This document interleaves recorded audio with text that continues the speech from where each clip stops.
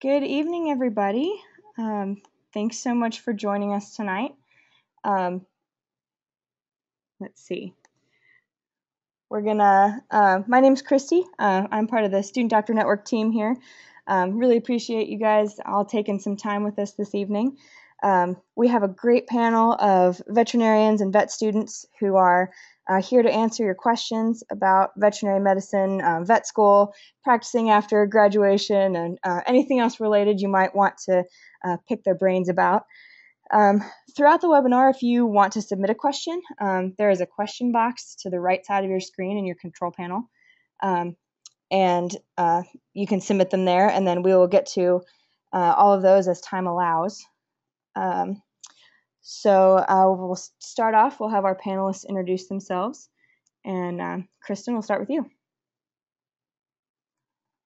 We'll skip her and go with Devin first and come back to Kristen.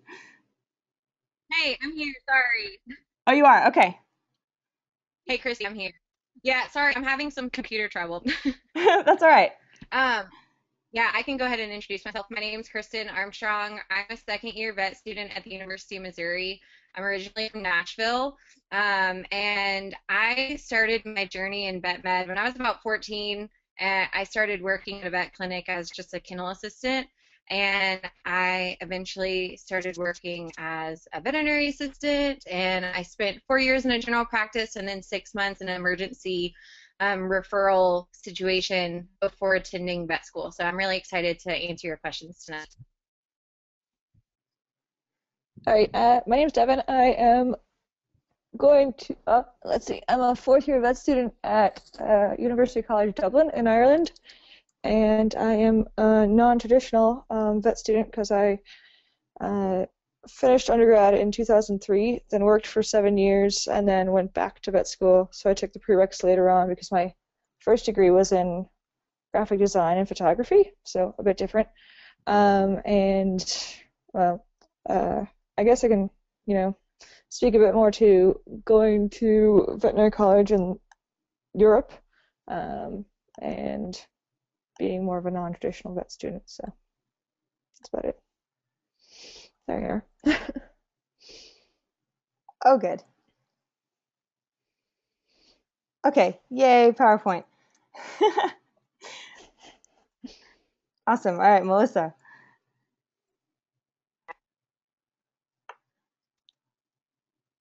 Hi, I'm Melissa Rina. I'm a recent graduate of Oklahoma State. I am currently working at a small town in Kansas at a small animal exclusive general practice, and I also see emergencies after hours.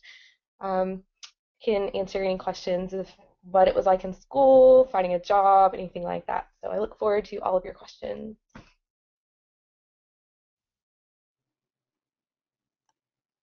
And the other Kristen?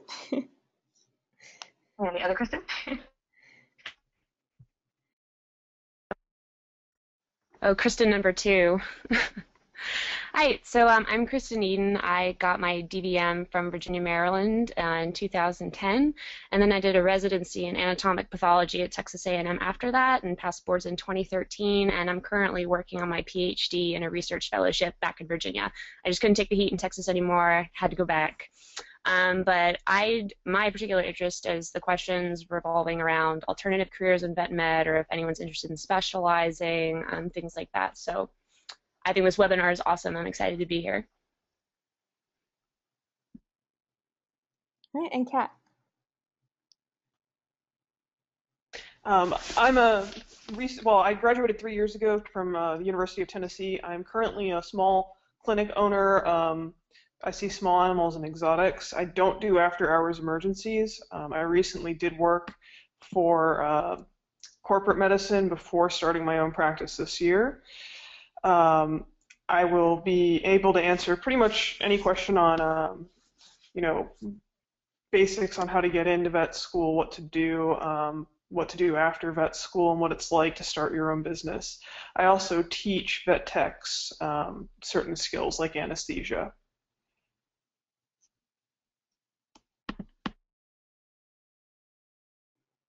All right, thanks, guys. Next, we're going to get to know you guys as the audience a little bit. We've got a couple polls for you. So I'll put each of these up. I'll read the question and then give you a few seconds to respond here. Our first question is, what level of education are you currently enrolled in? High school, undergraduate, vet school, other graduate school, or other. So I'll give you a couple seconds to respond here.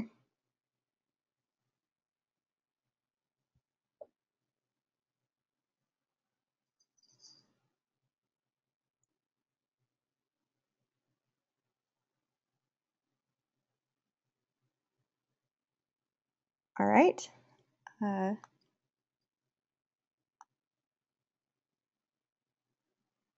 It looks like we've got nobody in high school. We've got 65% are undergraduate students, 3% in vet school, 3% in other grad school, and another 29% in the other category. So great, that helps us get to know where you all stand. Our next poll, what type of veterinary medicine are you interested in practicing? We've got small animal, large animal, exotic, research, specialty.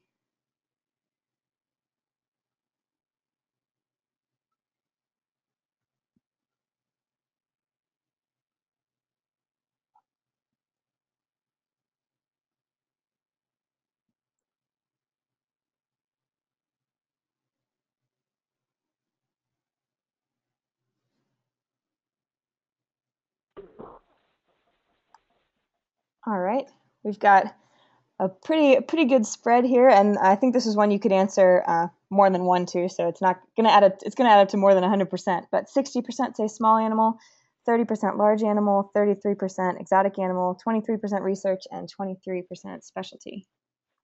Oops, and now you can see that.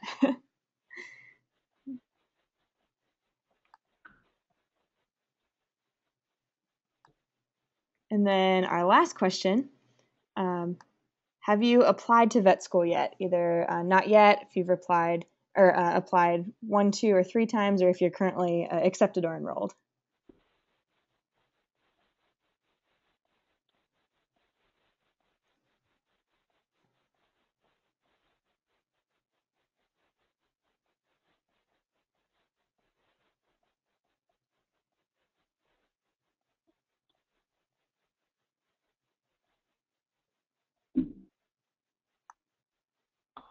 Okay, looks like 66%, so about 2/3 haven't applied yet. 19% are first-time applicants, 9% second-time applicants, and 6% are accepted or enrolled. So looks like most people are on the beginning end here of getting started. So great.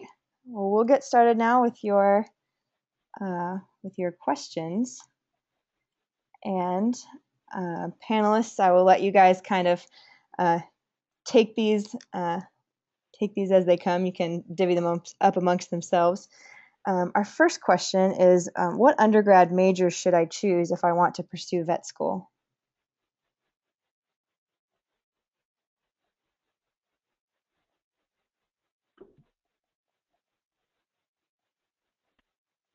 The short answer is that it doesn't really matter as long as you fulfill your prereqs.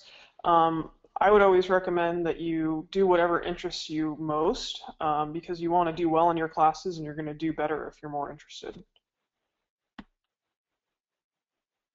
Yeah, I mean, it's pretty much any major you want, but keep in mind if you are applying to a European school, it does have to be a science major if you want to get in the 4-year program, so that's kind of important. Otherwise, if you're in U.S. schools, it really doesn't matter. Briefly, while we're on that, Devin, do you want to talk a little bit about the difference between U.S. and European schools, and maybe how you got to where you are, just for everybody's knowledge? And yeah.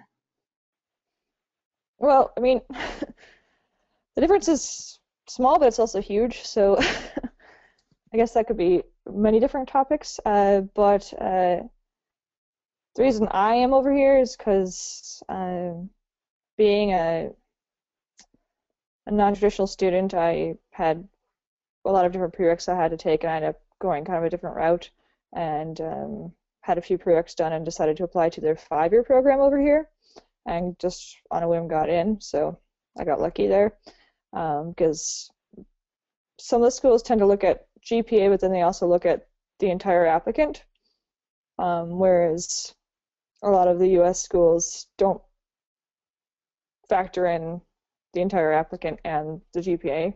Just depends where you're applying, though, to be honest. And the major difference between the U.S. and the European school is testing. Our testing over here is pretty much all essay-based, with some oral exams mixed in, but the vast majority is essay-based, so that can be quite difficult compared to what you're used to in the States. So, trying to think of what else is different. That's a good yeah. That's a good intro. And if people have more specific questions, they can type them in Yeah. and submit those, and we can follow up with that. But thank you. Our next question: what are the top 3 things I can do to strengthen my application while I'm an undergrad?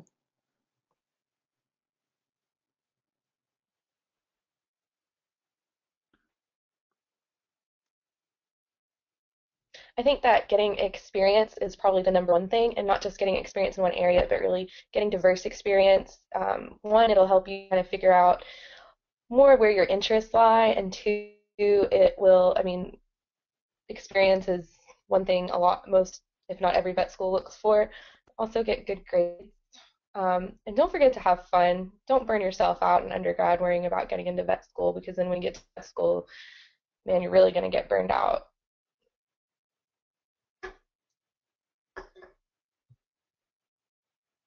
Yeah, I think another important thing is trying to make yourself unique. Because there are going to be a ton of people applying who have thousands of hours in their small animal clinic, and if you only have that, that's not making you a very unique applicant. You can do that by getting a variety of experiences. You can also do that by picking certain little things that you like the most and really delving deeply into them. So I agree. I think grades, experience, and also networking, I think, is really important, because that'll open up more experiences to you as time goes on, both in the form of letters of recommendation or summer externships. Networking is becoming more and more important.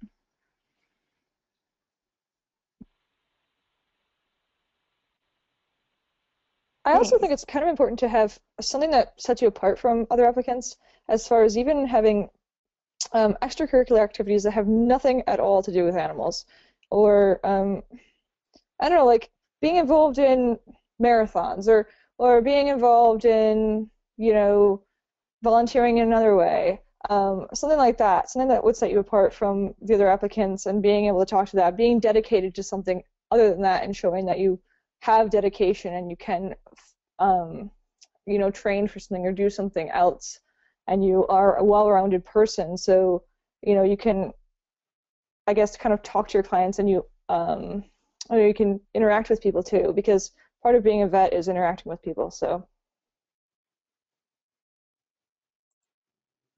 All great advice. Thanks. Our next question: can you touch on vet school interviews? What to expect? What kind of questions are asked? Maybe how to prepare, and that sort of thing.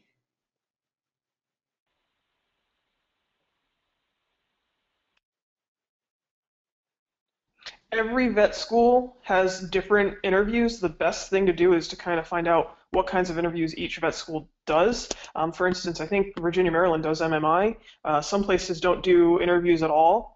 At the University of Tennessee specifically, it was 3 interviewers with 1 interviewee, and they asked you a series of questions, including everything that you put on your application, where you've lived, what you've done. So it was just a very informal style interview there. They also threw a couple curveballs at me, like what did I think about growing meat in petri dishes? But it just kind of depends on the school. I'd like to add that, I'm just a second year, and I went through the interview process at Mizzou not too long ago. And something that was really helpful for me was having colleagues, whether it was people at work or at school, have them ask me questions on the spot, like, okay, why do you want to go to vet school? what makes you a good applicant, things like that, so that you are prepared for any type of question.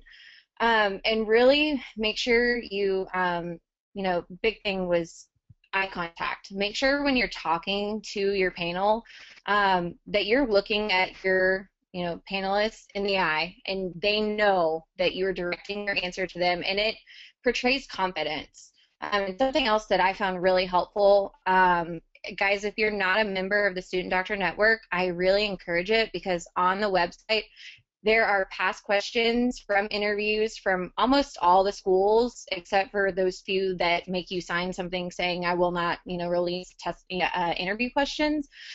When I had my Mizzou interview, pretty much every question I had was a question I had seen from that website.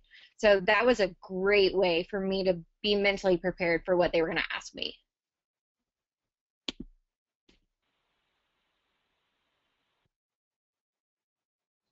And there are also different interview formats depending on where you go. The mini interview thing has gotten really big nowadays, and I know a lot of schools are doing that.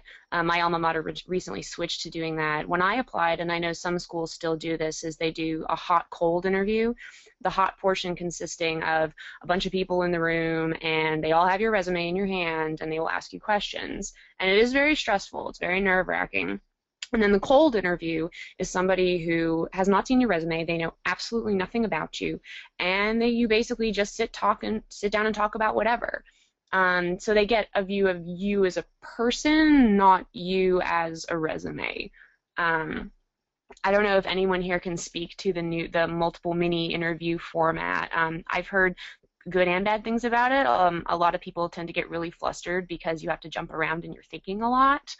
But again, like the other Kristen said, practice, practice, practice is the way to feel most comfortable going into those interviews. And know your application like the back of your hand, because you will be asked about everything on it and how you feel about your different experiences. So I think it's a good way for them to make sure you actually did the things you talked about and really know those things, because that was like the number one thing I got asked were things straight off my application.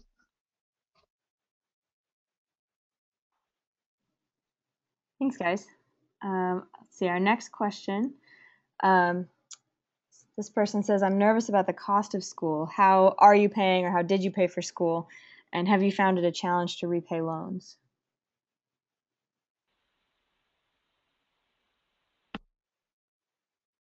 I took out loans for vet school, only I didn't have any for undergrad. But when I did start working, I found a job right outside of school. It was definitely a stress factor for me. I was more likely to take a job that I wasn't entirely happy with. I haven't had difficulties paying off my loans, but I am married, and having a second income really helps with that.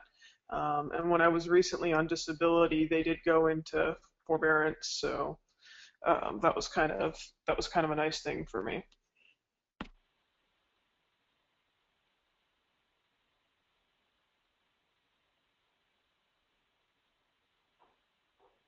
Loans are terrifying.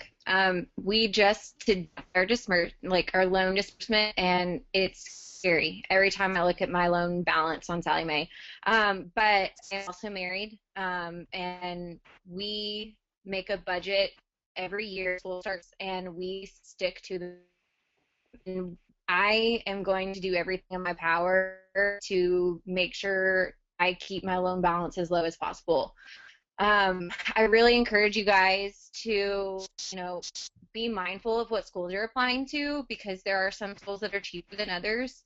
There are schools that allow you to change your residency status, Mizzou being one of them. That was one of the main reasons I wanted to go to Mizzou. And now I'm really happy I ended up at Mizzou for other reasons. But, explore those options of schools that will let you change your status, because that will make you save money in the long run. And right now it might not seem important, but when you graduate, you're going to thank yourself.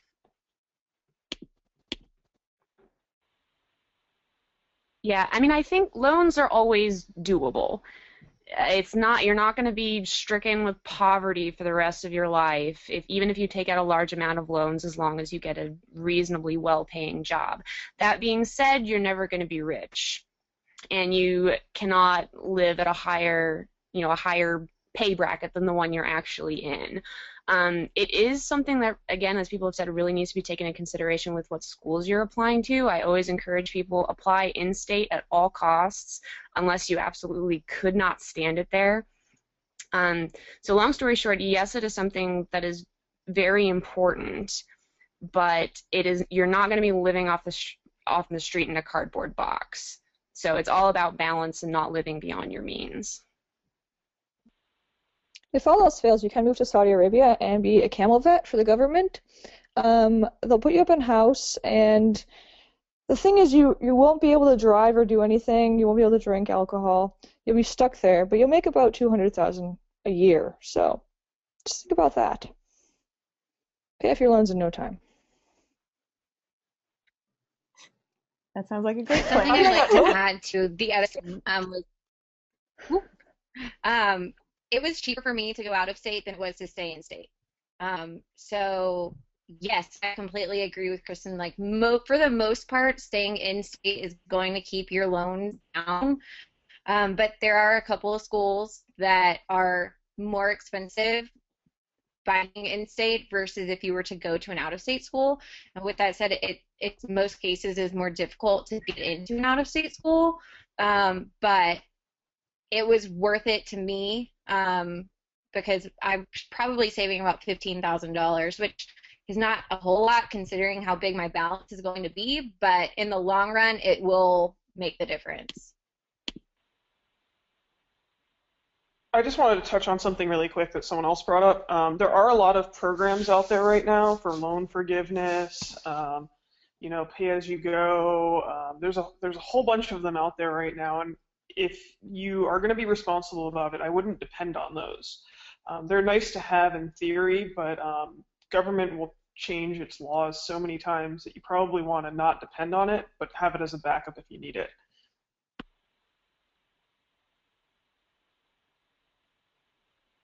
Great.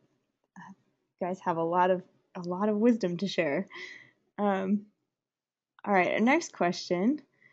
This person says, I'm a non-traditional student. My husband is active duty Army, and we have 2 children. Will that impact a decision to be accepted into vet school?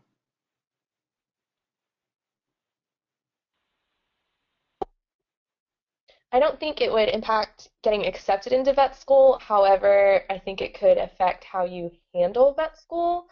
I have a small child, and I know it put a lot of stress on me finishing up 3rd year and going through 4th year with a newborn, and I had my husband at home. So I think it kind of, if your husband's deployed or with you at school with your kids, and I think having a plan in place and having a good support system would be key into making it through, if that makes sense. Yeah, I mean, I think it might come up in the interview for sure, depending on the school. But the most important thing would be to, have an answer in place as to how you might handle the stress of if your husband were deployed, or, if your kids were going through issues with school or whatever, or how you might handle childcare or whatever if you're going through rotations, stuff like that. And otherwise, it should not really affect you getting into vet school if you have, whatever the school is looking for as far as prereqs and GPA and whatnot. So. My husband is actually active duty Army as well, and we currently are long distance. He's stationed in New York. I live in Missouri.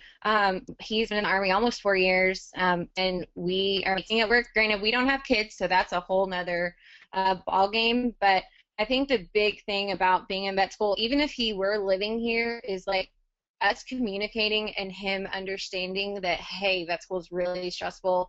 I have a big exam coming up. I need to be studying. Just communicating those things and making sure that their understanding of the time commitment that comes along with vet school. But I mean, we're making it work, and I think we're doing a pretty good job so far.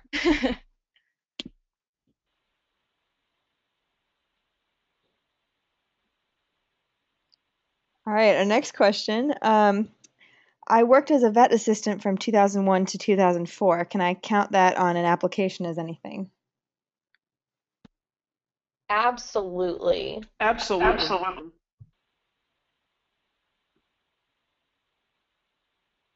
Put that under veterinary experience for sure. And just depending on what kind of experience it was.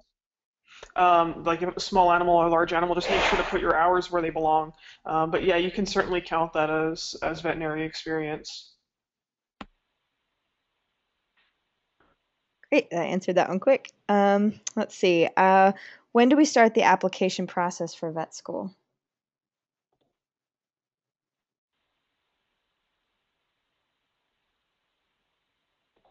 I believe that they are now opening the VMCAS in April of each year. And the application cycle, from the time the application is open goes until October 2nd is when the official due date is. Now, I know VMCAS has a new transcript verification process, which they just started last year, so I don't know a whole lot about that. But I mean, it's normally, April up until October 2nd.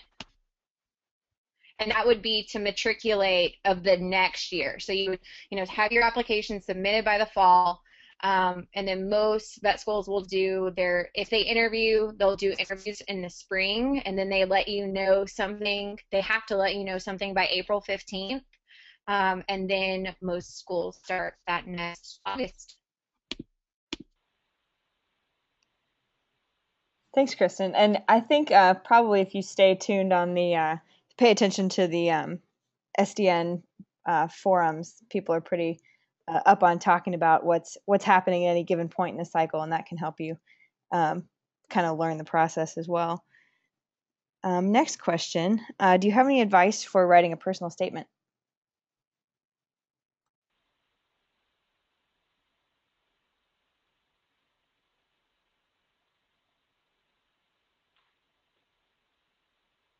I would say do not make your personal statement just a rehash of your resume, because nobody wants to read that. Nobody wants to read through everything that you've already listed on another piece of paper. I volunteered here, I did this, I did that. The focus of the personal statement should be specifically what you learned from those experiences and how you plan to apply those in the future. So something that both looks back and looks forward. It doesn't have to be a great piece of literature. You don't have to come up with a cutesy story to grab people at the front. It's not a creative writing class, although some people try and make it a creative writing class. But the goal should be to set yourself apart somehow, because again, there's going to be people coming in with tons of experience. You need to ask yourself, what makes me unique? What is going to make the admissions committee remember me when they read this? I definitely recommend also making sure that you have multiple people read it and give you honest feedback on it. You may think that you have something amazing, but bad grammar even can really ruin a personal statement.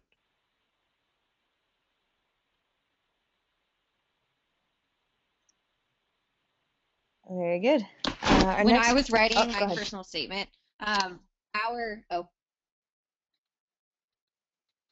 Nope, okay. Go ahead. Our most universities have a writing lab or something of the sort where they will go through your personal statements, or even like resume type workshops will go through personal statements. And I utilized mine. I had probably 4 people read mine, and I went several times before I, submitted my personal statement and had people fine tune it. So I would definitely look for those type of programs at each of your universities. You're paying for that service, so I would definitely utilize it.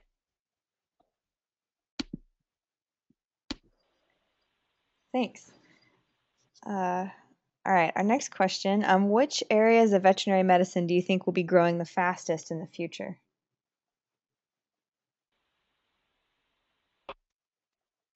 Actually, parasitology is kind of growing right now. They've added several residency spots. I think they added 3 this year alone, which when there's only like 3 or 4 to begin with, that's a huge increase. Definitely a lot of research is being done in that area, and I know that it's a growing field.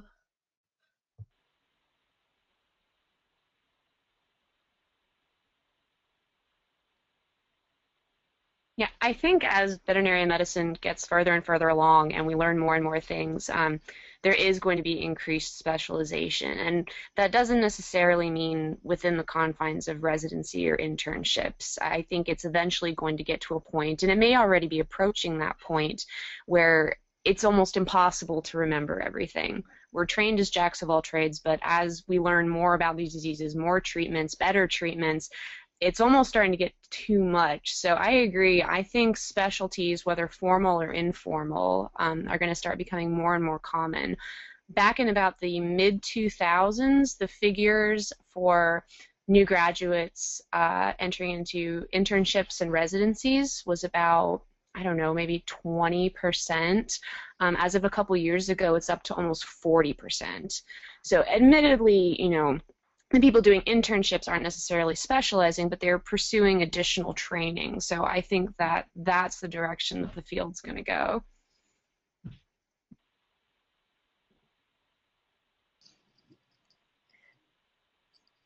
All right, our next question, which I think will be directed to Devin mostly, is there a difference between what you're allowed to do after you graduate, if you graduate from a European school versus a U.S. school?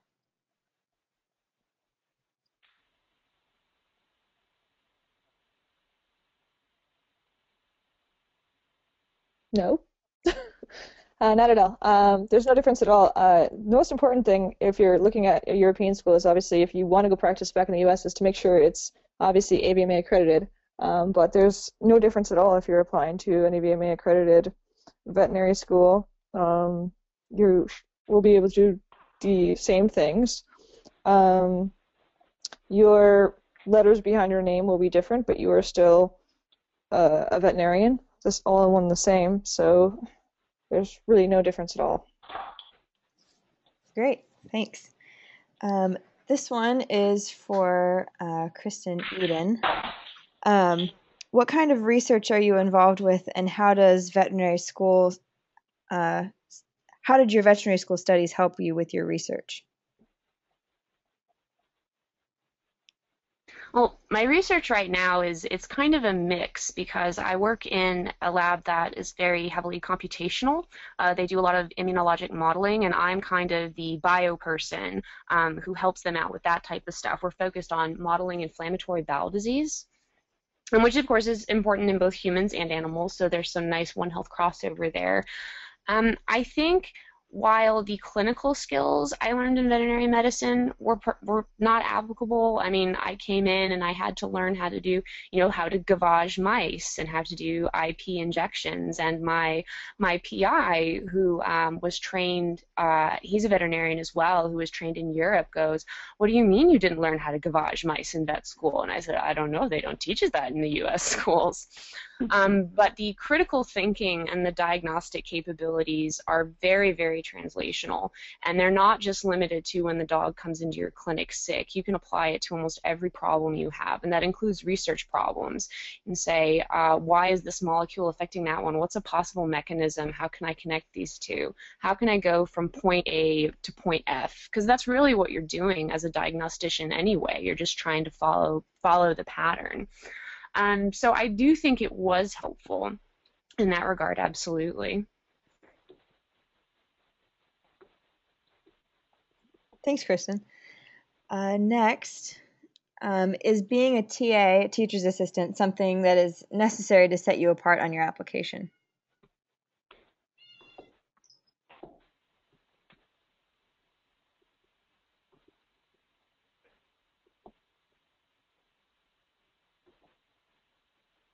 I think it would be something interesting. It would probably something that would set you apart if they're talking in terms of grad schools. It shows that you're able to manage people. It shows that you're able to communicate.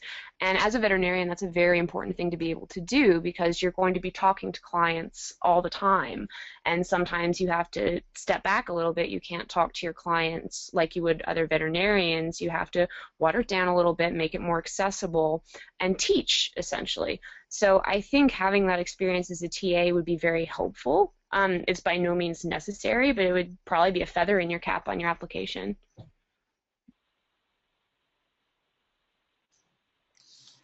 Thanks.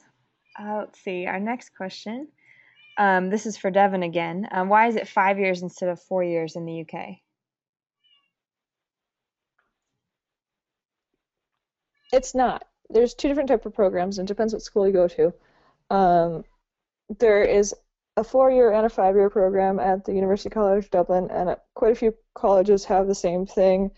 I believe both colleges in Scotland have that as well. Australia might have that too. But the people going into vet school in Ireland are going right out of what we would consider high school, so they don't go to undergrad first. So they need a 5-year program to get the core sciences down, and then so that's why they have their 5-year program. And then the 4-year program is for people who have the science degree. But for most of those programs, they'll only accept people with a full-on science degree. They won't accept just the prereqs that you would have from U.S. schools or whatnot. So they do have the 4-year program. It's a bit different than the 5-year in structure, but then the two programs combine at one point in 3rd year. It's kind of hard to explain, but in the 3rd year of the 5-year, 2nd year of the 4-year, and yeah, they become one.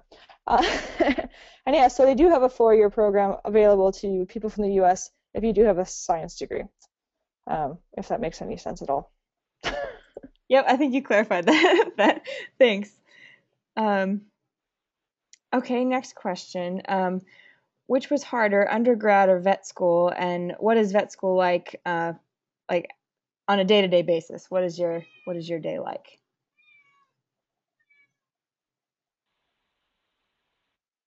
Vet school is definitely harder. I wouldn't say that I don't think there's any question.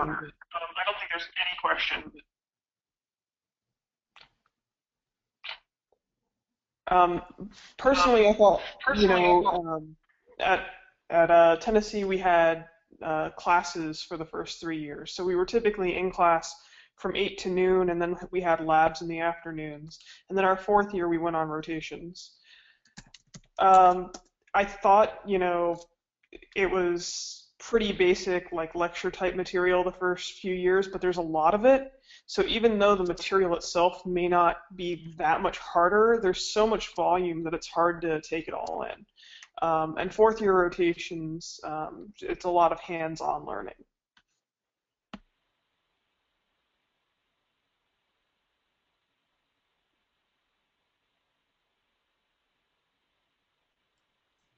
Yeah, I mean, as Daichi said, it's pretty much, I guess, like all day, every day, at least here, and it just gets progressively harder through the years.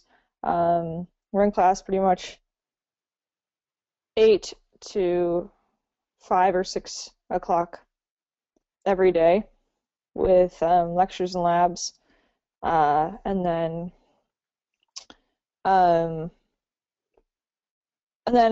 we also have clinical EMS in the European and UK schools.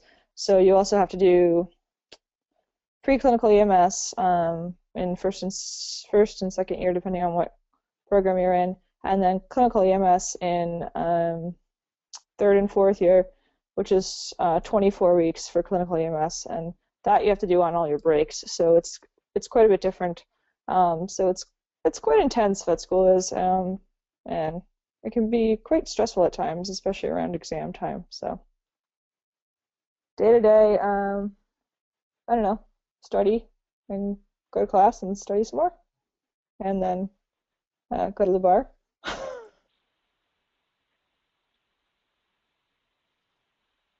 All right. This one is for Kristen Eden again. What would you recommend for someone who wants to achieve a DVM PhD?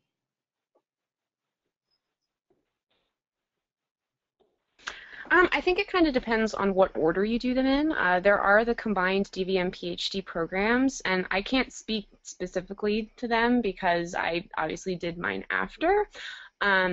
Those programs can be really helpful if they're organized the right way. I'm not really a fan of how some are organized in that you kind of do research, then you do vet school, then you go back and do research. So if you're going to go that route, I would make sure to pick something that you think you can achieve, because there's nothing worse than being in school for 7, 8 years and then realizing that at the end of it you don't have either and you need to be there longer. Really, for the PhD, it's a very, very different type of environment from veterinary medicine. And like I said before, of course, you carry over those critical thinking skills, but research is really different. It is kind of a publish or perish situation. So you have to be a little bit of a dual mindset. You're going to have your clinician half, but you also have your, molecular biology or whatever you want to have your PhD in. You need to have that mindset as well.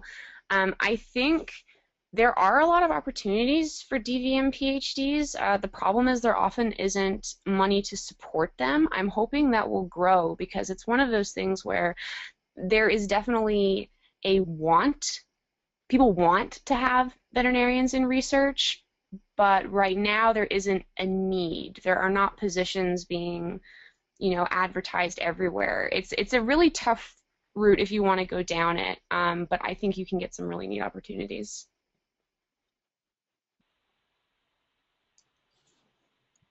Thanks, Kristen. Next question is about recommendation letters. Do you need a recommendation letter from a veterinarian? I'm nervous about this because at this point I don't have one. Most schools require you to have at least one recommendation from a veterinarian, and then other ones from other people. Some schools also require you to have like academic counselor recommendation letters. So definitely check the requirements of the schools you're going to apply to. Call the admissions office if you need to and find out if that is one of their requirements.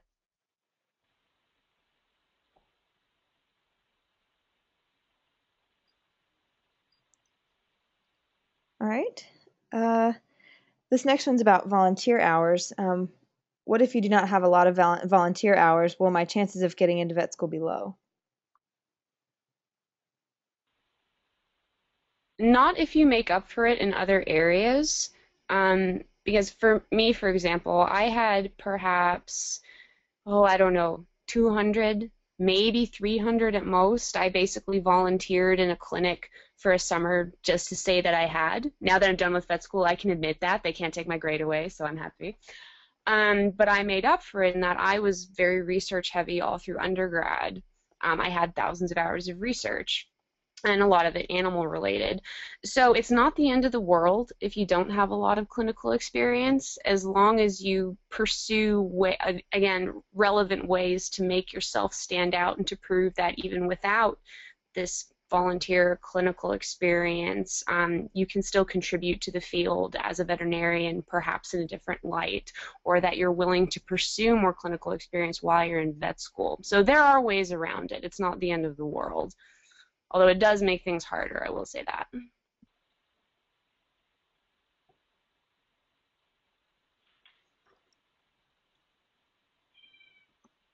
Here's one that all you guys can answer. What made you choose veterinary medicine over human medicine or dental or something like that? People are gross. People are gross. People are gross. Yeah, I don't really want to work on human beings. Yeah. I actually really just liked the. Sorry, I like the challenge, so I wanted to go into veterinary medicine because we don't get as much information. We're more likely to have to think outside the box to get the answers. that you need to get to be able to diagnose a problem or to be able to treat an animal, and that really, really appealed to me. So when I went into veterinary medicine, that was one of the major reasons. I actually considered human medicine.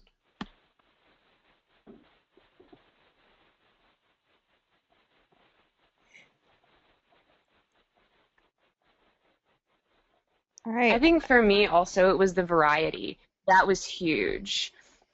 Being able to study more than one species and being kind of a breadth person versus a depth person was really, really interesting to me. And that is reflected on why I continued on in anatomic pathology, which I like to refer to it as vet school on steroids, because not only do you have to know all the diseases affecting the animals, you have to know what's going on on a molecular basis. So it's, I mean, yes, we sacrifice the depth of human medicine, but I think that there's just so many interesting things in so many different species, and because I heavily considered human medicine for a while too, and then I went, well, if I do pathology, I feel like I'm just going to be looking at prostate and breast biopsies all day. Where are the crazy liver lesions? Where are the brain lesions in sheep? I don't know. I'm just throwing stuff out there, but you just get so much more interesting things, in my opinion.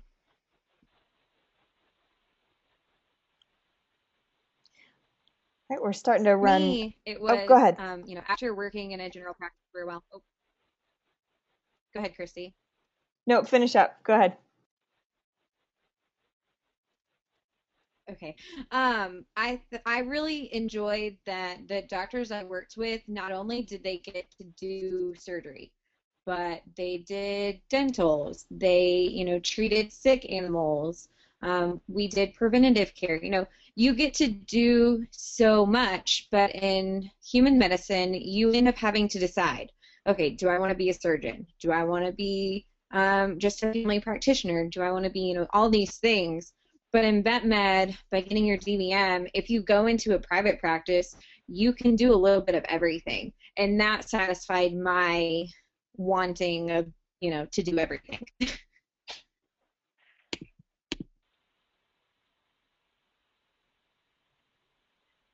All right, we've got time for just a couple more here. Here's one about applying and taking gap years. Does it look better to apply to vet school even if you don't have a really strong application and then improve on your application for the next round, or to skip that first round altogether and take a gap year and apply the next year? If that makes sense.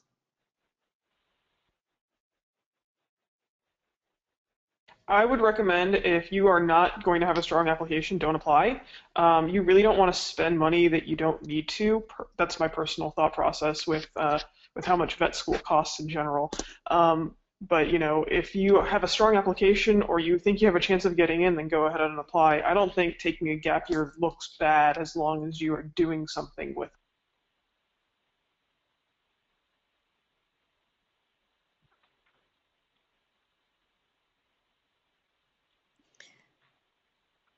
All right. Well, let's see. For those of you who have graduated already, how hard was it or is it to find a job after graduating from vet school?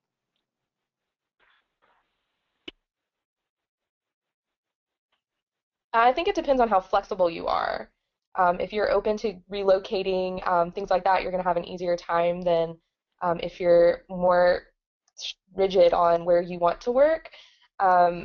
I applied to jobs in two parts of the country. I received, I think, 3 or 4 offers here in this part of the country where I am now versus the other part of the country I applied in. And I think just taking the time to actually put out applications and resumes, follow up, network while you're in school, it'll all make it easier once you get out. Yeah, it was a little bit of a challenge to find a job when I graduated. When I graduated was kind of the time period when the jobs were really, really difficult to find. Um, and I was particularly looking in 2 areas, although I was willing to relocate. As a result, I ended up working in corporate vet medicine, which wasn't my ideal situation. But I also know a lot of my classmates ended up doing the same thing. So it wasn't easy to find a job, but there was kind of a fallback with some of these corporate practices.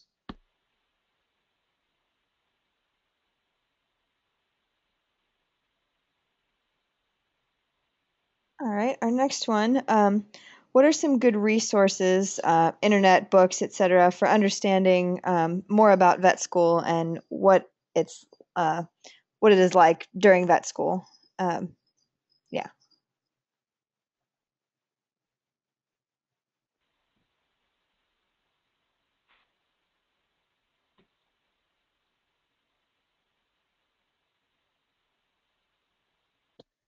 SDN, Student Doctor Network, was the best resource for me. I joined the forums when I was applying.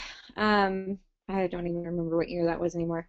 But there are friends for pretty much every single school, U.S. schools, overseas schools, Caribbean schools, and everyone on there is either applying, is accepted, or is a veterinarian. And so SDN is a great resource to get answers to your questions, to research questions. We have a really cool search function, so you can search pretty much everything, anything that you need. It's probably been answered on SDN.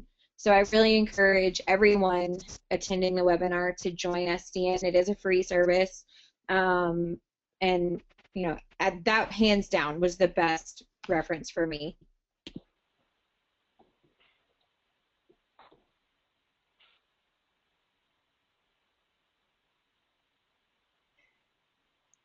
And we didn't even pay I think him to also say it. networking. I've harped on this before, but I really think it's important. You're going to get the most honest answers from the vets surrounding you, the interns surrounding you, whatever clinic you can go volunteer at, talk to them. Even though some of the little things about the application process may be out of date, maybe they don't remember exactly when to send stuff in. I mean, heck, I graduated 4 years ago, and I don't remember what my GRE score was. But they can give you some of the best sort of life advice as to how to deal with applying, how to deal with staying strong during veterinary school, and how to deal with it afterwards, because they've actually been there. They've been in the trenches. So, I mean, SDN is great. I absolutely love SDN. I've been on since about 2006. But real life people, definitely helpful as well.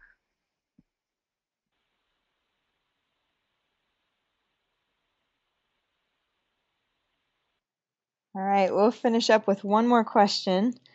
This one is about scholarships. Are there scholarships available for vet school, and is it difficult to get them?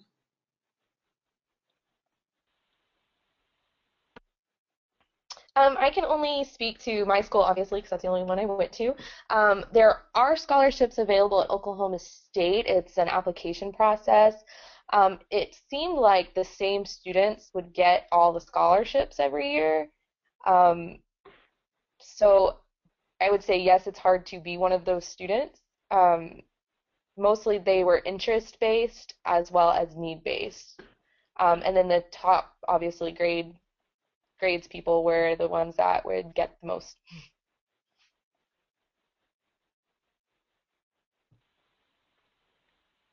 I'm just going to second what Melissa said. At Mizzou, we have some scholarships. Going into school, they send you a packet and you apply for a list of scholarships.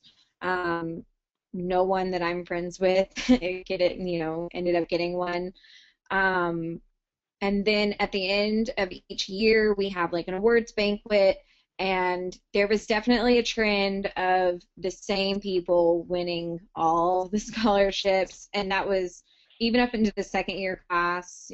Every scholarship, the same names would be called. So yeah, it's definitely difficult to get scholarships, but I do know my roommate, she on her own looked online for different scholarships. She applied to them, and she ended up getting, I know of one at least. So there's some out there that are not advertised that you have to search yourself for. But for the most part, school-based scholarships are going to be more for your 4.0 type students, or need-based, like Melissa said.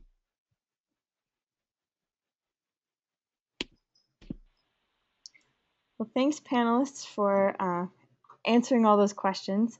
If we didn't get to your question, we will do our best to follow up with the ones that haven't been answered specifically. I do want to finish up by giving a little bit of a brief introduction to Student Doctor Network. I know many of you are probably familiar with us already, but if you signed up for the webinar through social media or your pre-vet club and aren't familiar with us, I thought I'd give you a little brief snapshot. The Student Doctor Network, here's a screenshot of our homepage here. You can find us at studentdoctor.net. We're an educational community for students and doctors spanning all the health professions. That includes, obviously, veterinary medicine, also allopathic and osteopathic physicians, podiatry, pharmacy, optometry, and several others as well. We have a number of resources designed to help you get in and through school and then into practice after you finish school. Just a couple of resources I want to point out to you. The first one is our interview feedback, which I think someone mentioned earlier. This is a great resource, especially for those of you getting ready to start the application and interview process. We have a database with dozens of vet schools from around the country where students have filled out a survey and answered questions about their experiences interviewing, their impressions of the school, how they prepared for their interview, and they give sample questions that they were asked during their interviews to help you prepare, which again is a great resource if you're preparing for interviews. And of course our forum community. This really is the heart and soul of SDN. We have communities for all different health professions at all different educational levels. And it's a place where you can come and discuss your academic or career issues, as well as just connect and find support from your peers who are going through the same thing that you are. This screenshot is of our pre-vet forums. I encourage you to jump on the forums and explore. If you didn't get your questions answered today, this is a great place to find those answers. And all of our panelists are active on the forums as well, so they will jump on and help answer those questions too. So I encourage you to get involved. Thanks so much, everybody, for attending. Panelists, thanks so much for your time and for spending your evening with us. I think that will close us out for the evening. Have a great night.